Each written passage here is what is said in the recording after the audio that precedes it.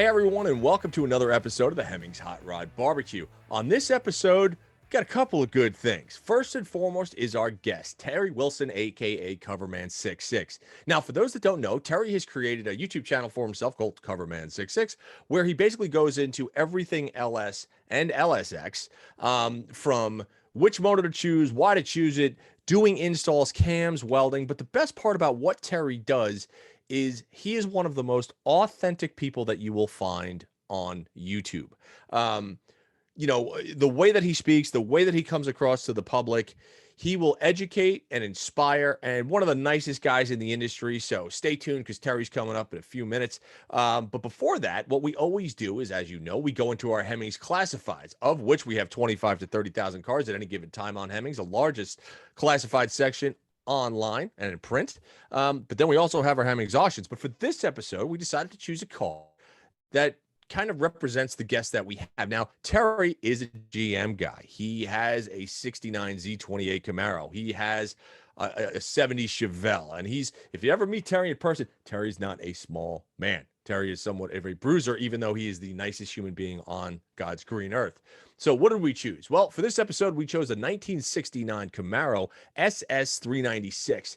And the cool part about the Camaro that we chose is that it's like a dark blue. I think it's called dusk blue in color. And it's just a beautiful overall car. It is all stock appearing, but full rally gauge package, 4-speed, dog dishes with, poverty caps on them. And it's just kind of the epitome of what a muscle car is. And even though Terry is an LS guy, I guarantee you that when he sees this, he'll go, yeah, okay, I don't own that. So with that being said, if you give us 5 seconds, we'll be right back and continue with Terry Wilson, aka Coverman66.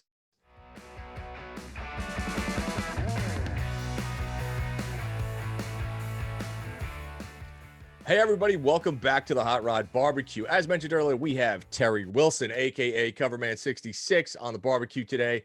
And Terry is one of those guys where there are very few people in the industry that bring the authenticity and the enthusiasm that Terry brings to not only his channel on YouTube, but just to life in general. And it's if you haven't subscribed to his channel, Coverman66 on YouTube, just go there and hit the like button, hit the subscribe button. You might learn a thing or two. That's why Terry's on. So how you doing, buddy? It's good to see you. Last time I saw you was at SEMA, man. How you doing? At SEMA. I know, dude. I'm doing good. I mean, I think we're navigating the pandemic landscape, but I think that, everybody's getting through it. It's 2021. It's a new year. It's a new everything else. And we're starting to move forward again, which is great. So no complaints, buddy. I hope SEMA happens this year. I got my fingers crossed. You and me both. So one of the reasons that I wanted to bring you on was, you have kind of created this niche for yourself with LS motors and LSA motors and stuff. And it's really interesting. So for those that don't know, I mean, Terry, you're in your garage right now, right? You're in the workshop for the most part. This is where the magic happens. This is where all 200, unless it's outside, there's maybe a few videos that are outside, but this is where it all happens. 2-car garage. And this is where it all happens. This is where the magic happens. So it's very interesting because your story is pretty cool. And one of the things that I love is this happened by accident. Yes. Right. So when your first video, well, go through that. You go through. Tell us a story of how this just got started by accident and how all of a sudden now you're kind of where you are. Well, matter of fact, this car, this Chevelle back here, 71 Chevelle, I was putting an LS in it. And when you're in high school, you got buddies that you wrench with. In college, sure. You got buddies that, my car buddies, that I grew up with. And, they moved away. So this is probably around 2000. I would probably say 2011, 2010, okay. 2011. And the girl I was dating would see me, take little pictures or videos and just send them to each guy, each one of my buddies. And she came up and she said, Terry, why don't you just make a YouTube channel? And that way, whenever you do, an update or whatever, just put it to the YouTube channel, make it private, and give your friends the link. So when they see a video come up, they Terry got a video out, let's check it out. That way you don't have to be sitting up there sending attachments, like 20 attachments. And I was like, it's not a bad idea. So I did that, and I had maybe 2 or 3 videos out before, I got the starting party, and that was the one. So the starting party happened. I called all my buddies. Listen, neighbors, friends that are around here. I'm starting this car up at like, let's say 7 o'clock. Me and my girlfriend, we went out to a Mexican restaurant. I still remember it, El Banditos. And I came back, and I had to run across the street. I had maybe 10 of my friends here. Ran across the street to my neighbor because he sees this car get built in different, from the ground up. And he always said, Terry, whenever you start this car, let me know. So I went over to his house. Hey, Cliff, I'm starting the car. And he's happened to have a barbecue going on. So next thing I know, he's like, wait a second. So I come back across the street. Next thing I know, I see 30 people with food, beer and everything like that. And so it was a real starting party. So I said my little prayer, started the car. And, the car had wires all over the place, no fenders on, but it started, and no windshield. And so that night I posted it, but I was so jazzed up because I want to get back on the car. I just posted it. But as you know, with YouTube, you have to make it private. Right. It automatically defaults to public. And I forgot to make it private. So I posted it, and I went back in the garage, worked on it. And I didn't check until maybe, I guess, a day later, 2 days later. And I started getting emails, but I get a lot of emails from work, and I didn't think anything of it. Sure. And next thing I know, I just, want to just look and, possibly post another video. And I see all these numbers and all these emails coming through, or I said messages on YouTube. And I'm just like, what is going on? And I call my girlfriend over, which is now my wife, by the way, because I was smart enough. Well done. And I see it, and I'm like, wow, and she goes, hey, you started something, because it went from I might have had 500 people, subscribers, and it jumped up to about maybe 10,000, just within a week, jumped up like that. Because the way I figure it was, I think it was because this is 2000, maybe in between 2009, 2011, the LS YouTube was just starting. LS stuff was really just starting.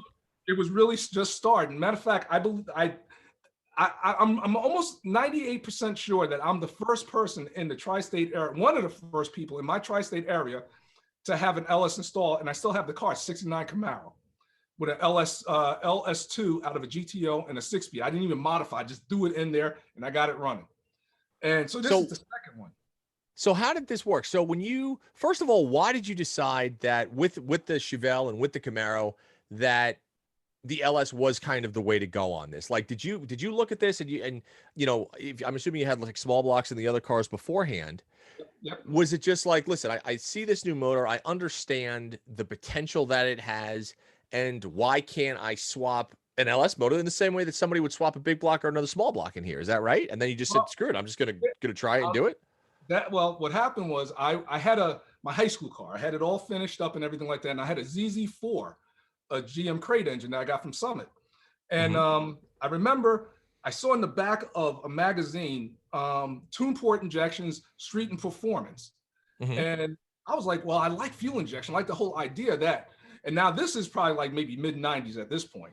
Sure. And that was when the tune port was big. Well, actually, I think the LT engine, the second coming of the LT engine came through.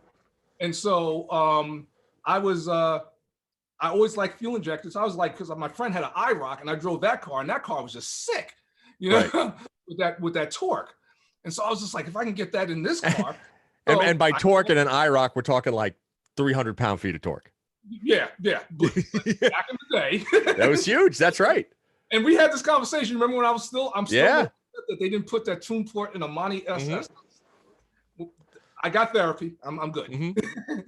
So I called Street and Performance, Mark Campbell, and he goes, oh yeah, if you have a tune port, send us the tune port. We'll set it up, give you a wire harness, computer with it and everything, and slap it on your car, and you be good to go.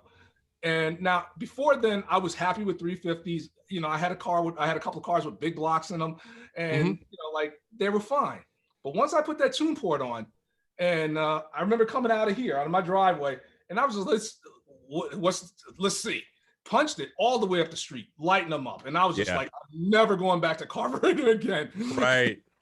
So it was that. Again. So that was really the spark that set you off on not only EFI, but just modern, modern engine transplants going Yep. down the line, right? Yep. So And then the LS, the LT engine, that's too much like the tune port. So that was almost like a lateral move, like mhm, in let's say the Impala SSs, like the sure. 94. Yeah. It kind of was like a lateral move. Mhm. And to me, I think the tune port, and I will say this, is the prettiest engine GM has ever made. Okay. From an aesthetic Oh point, yeah, the intake was gorgeous. Oh, totally. looked like a spider sitting around on top of it. It's just a beautiful engine. But Yeah. like I said, the LT was just I don't know, and plus I was waiting. Well, let's see if they make more mods for it and all that. Next thing I Yeah. know, that's when the LS engine came out, and I was just like, all right, cool. And I was happy with my tune port up until the point where my friend called me down and told me to drive one of these SS Camaros, like a 90. It was a 98. No, Okay. 97. 97, 98, I forget which one it was. Yeah, 97, 98, 98. So that how soon after that? So you drove the Camaro with the LS1 in it, right? Which was obviously that's the motor that kicked off the whole LS revolution, right? Right.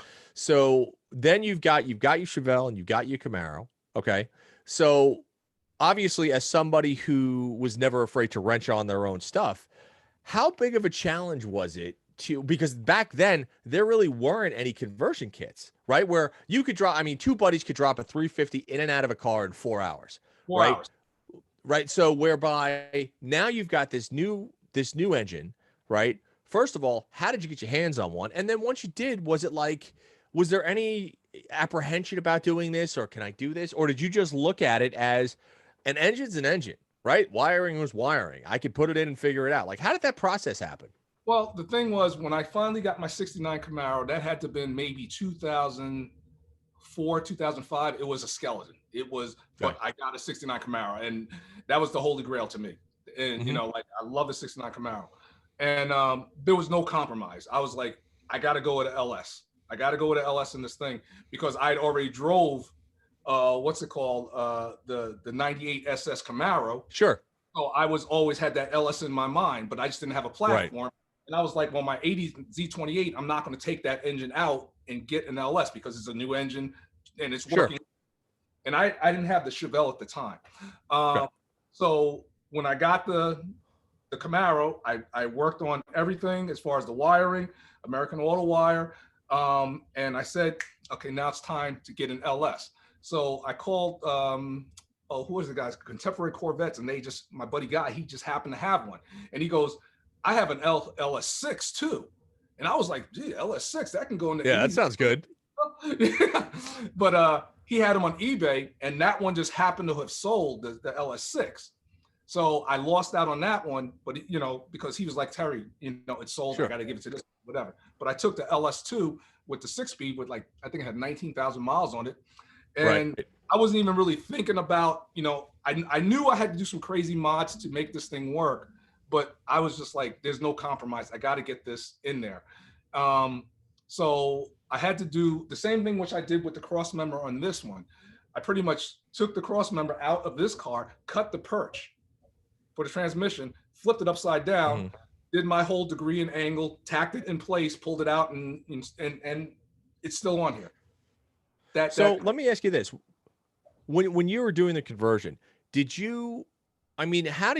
of all, how did you learn how to do all this? Or were you just self-taught and it was basically trial and error? Because I think one of the things about what you do on YouTube and on Instagram and whatnot, you never come across as the guy that knows everything. You're like, listen, if this works, this works. If it doesn't, then I'll just go back and figure out how to make it work. And I think that, you have a lot of people out there that they have kind of large egos that go about and they criticize and tell other people they don't do it. And you've never ever done that.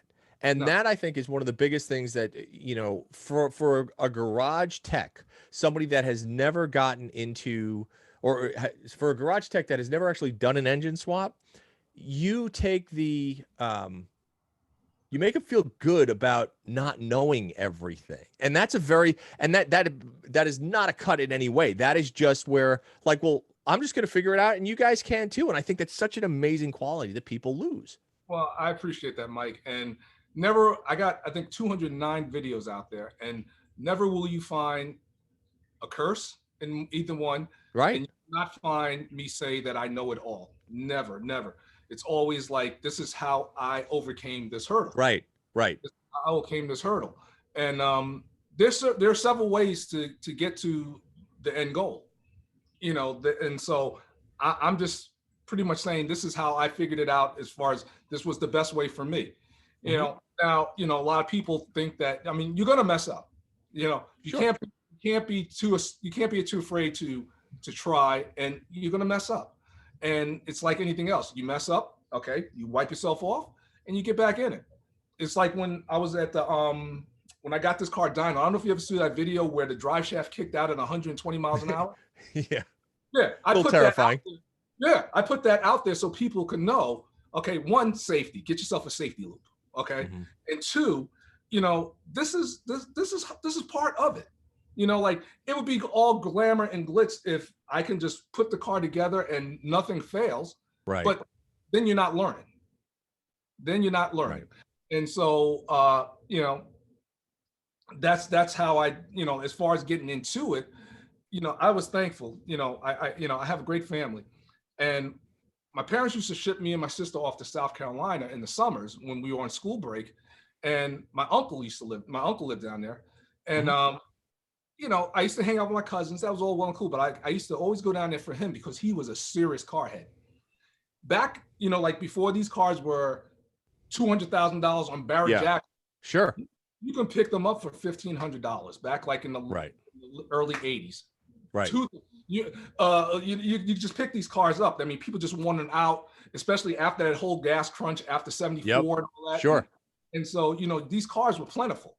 And, my uncle, he had the good sense. I mean, he was just a car nut like me. Sure. He had the space. If I had more space, I'd have 7 cars now. If I had more space, I'd have 27. Right. But so he used to pick them up, fix them up. Every now and then he'd flip them, but he had a serious car collection. Now, when he used to fix them, I used to go down there because I knew there's going to be something. And we used to pull engines out with a chain and a tree branch. Sure. And that was how we did it. And he used to teach me. He taught me how to drift. Back then it was called power sliding, but power sliding, yeah. Still called power sliding for guys like me, yeah. Yeah, get past it. But he taught me how to drift. He taught me how to stage. He taught me how to power brake. He taught me how to do just about everything in a car. And I'm like 10 years old, maybe 9. Right. And I learned how to drive a stick when I was like 11. Right. So, like having a natural, because I had so many Hot Wheel cars is ridiculous. Sure. So they always thought this kid's going to be a mechanic, Right. This kid's going to do something with cars. And so that's why I gravitated to him, because my father, he was one of those guys, he liked a nice car. He was more of a luxury type of car. Yeah, but didn't want a wrench on them. But he didn't want to get, no. Right. So then if you started learning this from your uncle and you started learning skill sets from your uncle and stuff, right? Then you get the Camaro, you get the Chevelle, you start doing LS conversions on these cars. But now all of a sudden, now you're getting into a lot more stuff, right? Because a lot of videos, you go into welding, you go into wiring, you go into cam swaps, you go into intakes. So how did that come about? Was that just a natural progression after you said, okay, well, I put the motor in the car. Now I guess I should probably figure out how the motor works and how all this stuff. So was that kind of the mindset, or did you always have that? Like, because you always strike me as somebody that just says, okay, this works, but I want to make it better. And I want just more insight from my own knowledge. Yes. Now, like the thing is that, you're never too old to learn, or, you got to keep your mind open. And I always said, I want to, that's even some of my videos, build your dream, not buy someone else's failed dream. So I know you got some people now, there's nothing wrong. If you have to farm out the work, there's nothing wrong with that. Sure. Wrong with that. And because I get questions, like I see people arguing, yeah, well, I bought, you bought your car, you didn't build it, you don't have to sweat equity into it and all that. And I'm like, yeah, but you can't discount this guy because he has a big bankroll. You can't just love for this guy's car. I mean, like, he loves cars just like you. And fortunately, he has, or unfortunately, if you feel that way, he can go out and buck up and get a car. But I wanted to, like, make it personal. I wanted to put my own, because a car's, I mean, if you listen to it long enough, a car speaks to you, I think. Of course they do. Sure. And they got personalities. And I just wanted to have a car that's different than anyone else's. I mean, sure, you could put an LS in a Chevelle. You could put, you know, same interior, but you can't put your hands on, you know, like, I mean, every bolt in this car has been turned by these hands. Right. And to me, I think that's a cool thing. And so when it comes to wiring, I was like, well, I want to learn how to wire. So, you know, like, you know, you go to YouTube, you can learn everything. And then when you have companies that have wire harnesses, it's a plug and play. Right. You know, it's a plug and play. I had what's it called? What was it? One of the biggest problems. It wasn't a problem because I just never really done it, like set up a relay. And I learned how to set up a relay, and I did a video on it. I was like, hey, if you guys are in this situation, you want to learn how to set up a relay, this is how it worked for me. Right. And I think that's important. This is how it worked for me. Right. This was the way that I overcame it. Yeah. Yeah. And I turned it on. I was like, hey, listen, watch this. It works, you know, but you gotta try to invest yourself. I always say, you know, invest in yourself. You know, the whole thing is I didn't know how to weld. And it was like the power block back like in the early 90s, 2000s. Sure. Yeah. We all watched it. Kevin Tetz and Lou Santiago and all those guys on the power block, they used to be like, you can do this. You can do this. You know, just, you know, and I was like, yeah, you know what? Let me go out and get a welder. And, you know, and so you go out and went to Home Depot. I still got it, you know, got me a welder, and I got some sheet metal. And, you know, like on the back of the weld, it tells you what a good weld looked like and a terrible weld looked like. This is before, like I said, YouTube and all that. Right. Yeah. Okay, a little bit more gas, you know. And then, you know, you got that. That's investing in yourself. That's you taking like a couple of $100, buying a welder and learning how to weld. Now I'm at the point where on the 67 Chevelle, I did all the quarter panels, I did all the framework, I did everything. So, you know, how much would that have cost? That would have cost thousands of dollars. Sure. To the point where you may not want to have done the build. You know, you gotta, you know, invest in yourself. And you know, if you invest in yourself and you do most of the work, these cars, they're still expensive for a fair weather car, but it's not as expensive, you know? So, okay. So now you're kind of getting into this stuff, right? And you're starting to build. Are you getting comments? Do you find that the majority of your audience is older, or do you get a lot of comments from kids that are getting into this and saying, you know, Terry, how do I do this? Or why did you do it this way? Are you finding that now just through the videos and through your, for IG channel and stuff like that, that you're essentially being a mentor to a lot of these younger people, or are they just asking you kind of basic questions? Like, how is that working? You know, it's a blessing. And I'm very flattered. Even when someone comes up to me, when I was out, every time I go to SEMA, they come up to me, you know, like, and I gotten even celebrities. Terry, yo, what's up? And all that. Chip Foose, you watch my videos. Chip Foose. And them strange. So you got these people. And so I'm always thankful. I'm always humble. I'm always humble because one, that's my DNA. I'm not like the guy, get away from me. That's not me. You know, no. Sure. So, you know, I get a lot of young kids. I even get older people. Hey, listen, I want to, what's called LS in my car. Do you have any pointers for me? You know, like what can I do to make it easy or whatever, such and such. And I flat out tell them the truth. You do it yourself, you're going to save a ton of money, you know, because the hardest part, drive shaft, fitting. But, you know, there's kits for all this. So I would say most of the people that comment on Instagram, YouTube, Facebook, which it's a mixed bag, and they become friends almost like, because every time you put a video out, you can see a comment of them, you know, from them, and you start to know the familiar names, and it's great. And the best part was when I met a hater. I ran into I've come across that. I ran into a hater at at SEMA. His friend was egging him on. You know, because like he was like, yo, Terry, you know, like this guy, he hates you. And I was like, what are you talking about? Yeah. Nasty comment on YouTube on one of your videos. And I figured you'd want to know so you can confront him. And now, you know, like, not that I'm a big guy and not that I'm a bully. I'm not, no means. But you're not a small man. I guess he thought that, you know, he didn't know my mannerism, but I'm not going to hurt him. I mean, you can say whatever you want to me, you know, like, you know, like once I put a video out, it's out there for the public. So if you can accept the compliment, you can accept, and then I'm fine with that. But you know, like he was just like, no, man, you know, like I just didn't understand why you did something this way and that way or that was his name. And his friend was just egging him on. Oh, come on, Rob, where was that energy that you were saying a couple of weeks ago? You know, like Yeah, of you course. know anything, you know, how come you speak, you know? And so, you know, like I told him, look, man, you know, like this is what I meant when I said that. If it came off like, you know, whatever, however you took it, it wasn't meant to be that way. Oh Sure. man, you know, make sure, you know. Yeah. And so he left it at that. And his friend Well, was you just, always find that.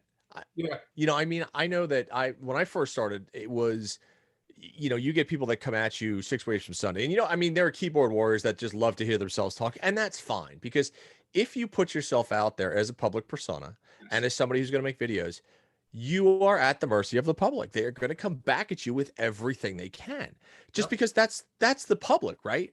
And what I've always found was that once you start off, you generally get hit a lot.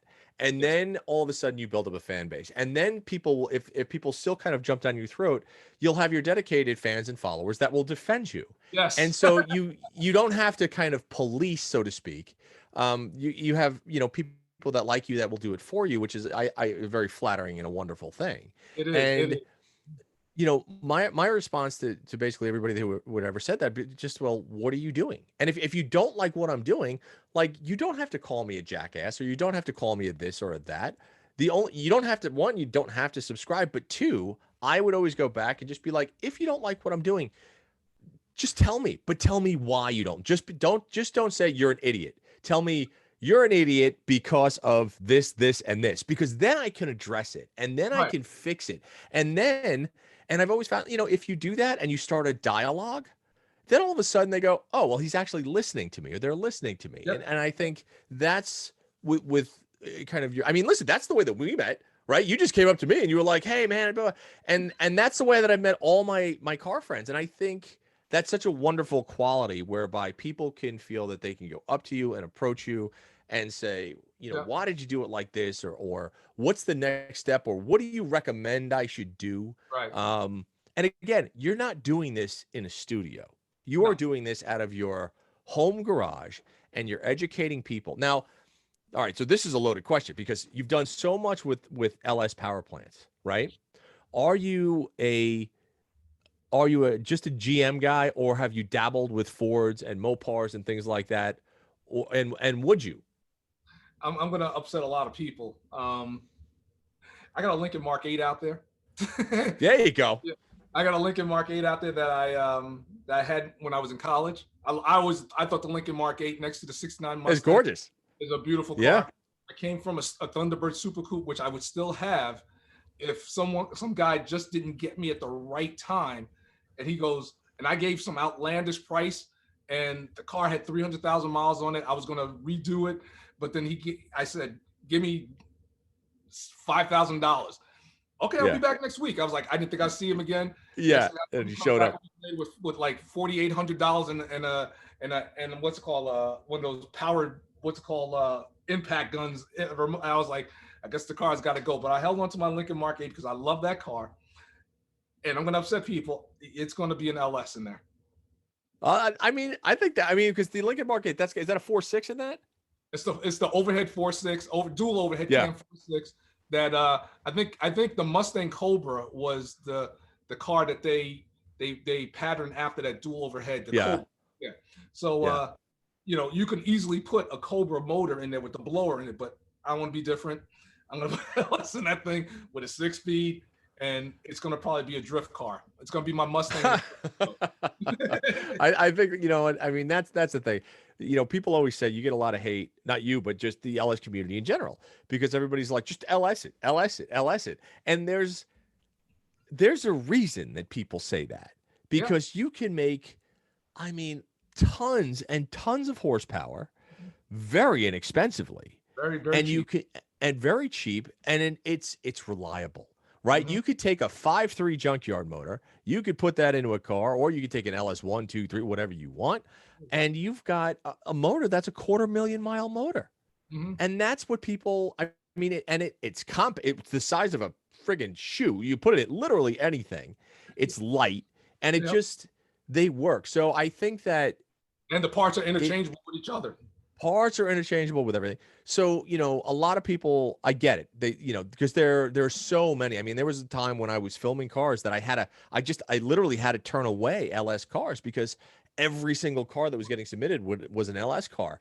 And it wasn't that I didn't want to film them, but I had showcased so many of them that it was like, okay, well, let me get back to something. It got to the point that it was harder for me to find something with a carburetor on it than it was for me to find like an LS swap to anything.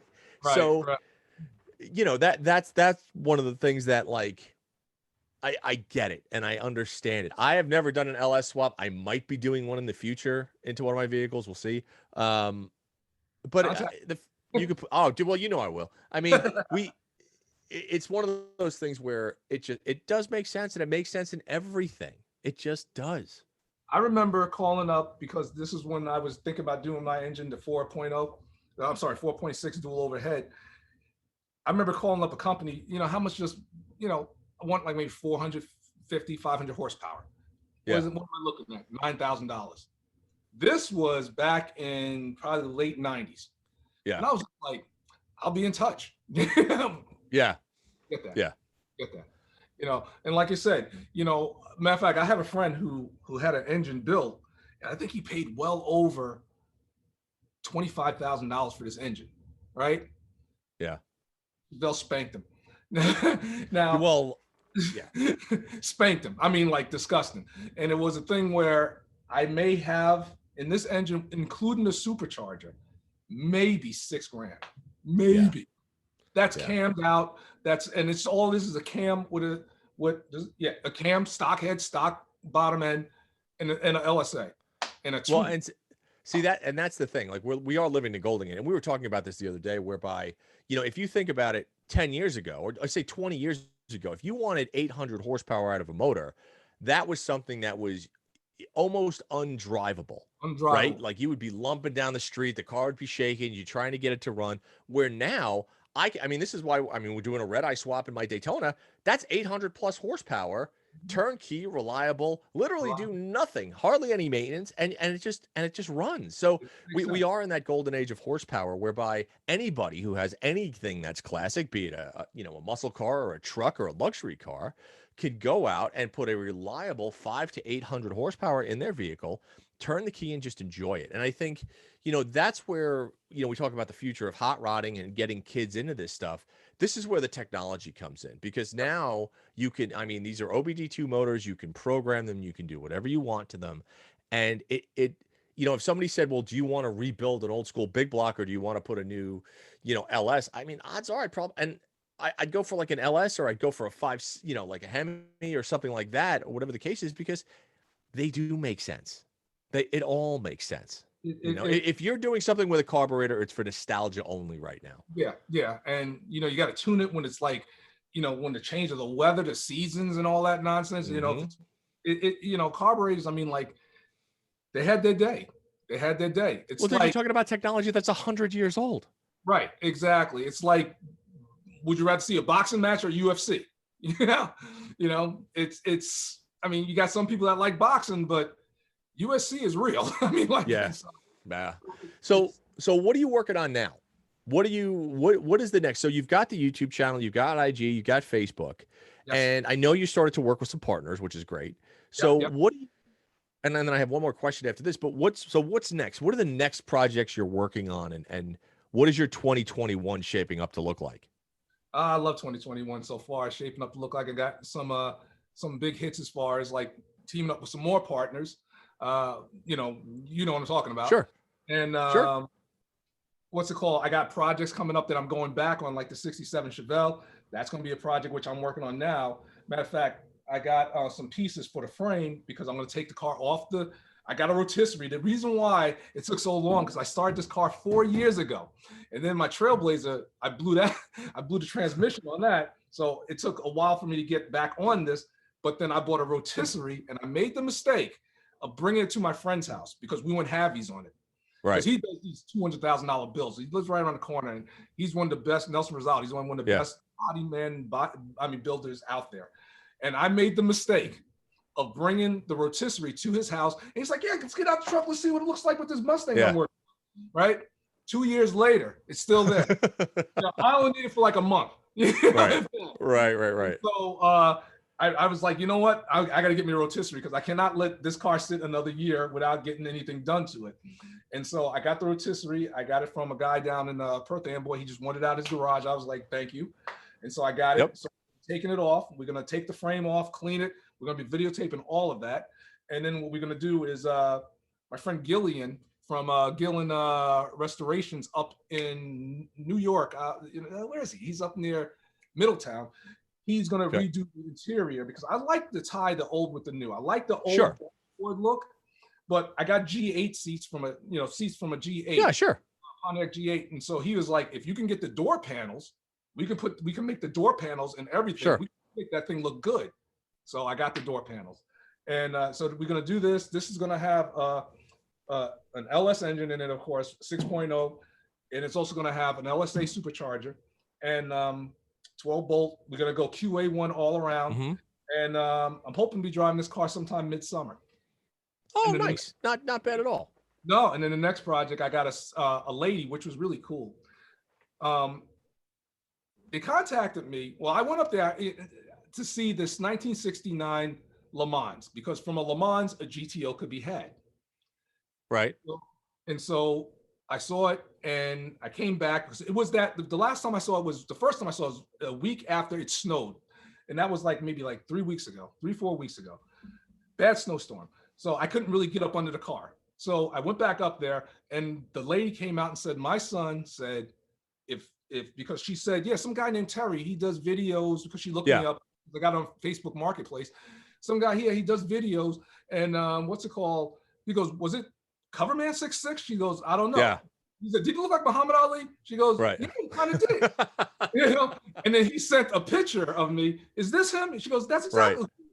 Now he's following me trying to get this car built, but he didn't have the knowledge and plus in the military and he didn't have time and the mother has to move. So she had to get rid of the car. And so she was trying to sell it. And he told her, just tell him to come get the car. Give him that car. Just that's great. Because like he helped me in so many ways getting that car running and everything like that. I wish we could finish it, but he would be the guy that gets this car and finishes it. And I told the mother, I gave her money for it. I couldn't take the car. Of course. Yeah. And I told the mother, once this car is finished, me and you are going to keep in touch because your son loves this car. And when it's all finished, I'm going to give him the car for the day. Go to the beach, take it out, drive around. Yeah. Sure. Because like I said in the video, that's my way of saying thank you for the car and thank you for your service.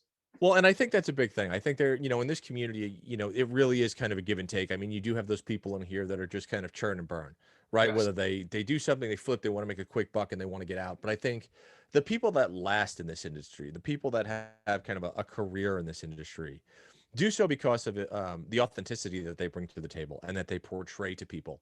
And you could always, you could tell, you've watched enough videos, and so have I, of who you feel is approachable, right? That you could go up to and have a conversation with and so on and so forth. So I think that's fantastic. I really do. So because of that, and because, so you've got all these different projects that are going on right now. So what advice would you give to the kid that's watching your videos and just goes, all right, I just want to start, but how do I get started? Because we're closing in on our hour, so I just wanted to follow up. So what advice would you give to that person that's just starting? I would give anyone the advice that I would give anyone: just start. Just get yourself a car, and don't be afraid to look at YouTube. Coverman66, of course, but look at YouTube, and like YouTube is not going to let you mess your car up. No matter whose video it is. You'll know who's real and who's legit. And if you need to know how to, I don't know, like change a ball joint, look at YouTube, do a lot of research because you want to make sure you do it because, you want to be safe. That's one thing. You always want to be safe, but don't be afraid to try. Don't be afraid to try because next thing you know, you change that ball joint, you got a skill now. Now you're not afraid to change the ball joint. Now you know how to change ball joints. That's one thing. Now you can do the same thing. How do I replace my axles on my rear? Learn, do a lot of research, do a lot of reading, and you can do it. And if you need, you can contact me. There's people out there that don't mind sharing. And see, that's what it is. A lot of people themselves a little too serious. But there are genuine people out there, and I try to reach and I try to answer every comment I get. That you can ask me a question, and I'll be like, again, this is how I did it. This is how, but make sure you're safe, And so to that person, swing the bat, because you swing the bat long enough, you're gonna get a hit. Right. Well, okay. So, dude, first off, thank you for coming on the barbecue. It's always a pleasure to talk. You know it is. Where can everybody find you? Where give us your YouTube channel, Facebook, Instagram, any place that Terry can be found. Terry can be found on YouTube is Coverman66, no space. Cover Coverman 66, no space on YouTube. I'm opening up a public figure page on Facebook, which is Coverman66. But right now you can go to just regular Terry Wilson, Terry, Wilson. Mm-hmm. And on Instagram, it's Terry LSX. And also on Facebook, there's a Facebook page, Terry LSX. So it's Terry LSX on Instagram and Facebook. So I got a lot of ways. Wonderful. And like I said, if you have a question, don't hesitate. Just contact me. If I don't know it, I will get the answer. And if I do know it, I will let you know. But I'll say, this is how I did it. Well, I think that's brilliant. And for those, so if you haven't watched Terry's channel, I'm going to say this. Go to his channel. Watch the first video that he did with his Chevelle, the startup one that we talked about earlier in the podcast. Okay. You will see, this car it doesn't have a fender on it. It's got tools and wiring there it is. Tools and wiring all over the place. And the best part about that is it's just infectious. You could see the enthusiasm. You could see that car is far from done, but we've all, if you've worked on enough stuff over the years, that moment right there is enough to get any gearhead on the road to, I can do this. And I think that is the biggest thing. I think, Terry, that is the gift that you give to people that more people need to really just kind of take in with them. And so, listen, man, thank you for coming on. Please keep doing what you're doing, because you are just an inspiration and inspiring all these kids and all these adults that haven't taken their first step yet that could do so. Brother, we will be talking to you again very shortly. I promise you that. Appreciate you, brother. Appreciate you. Thanks for listening, folks. And again, please subscribe to the Hot Rod Barbecue podcast. If you're on Spotify, check us out there. Subscribe to it on iTunes. And if you are going to go to YouTube, make sure you go to the Hot Rod Barbecue podcast and hit that subscribe button, and we'll come to you every week.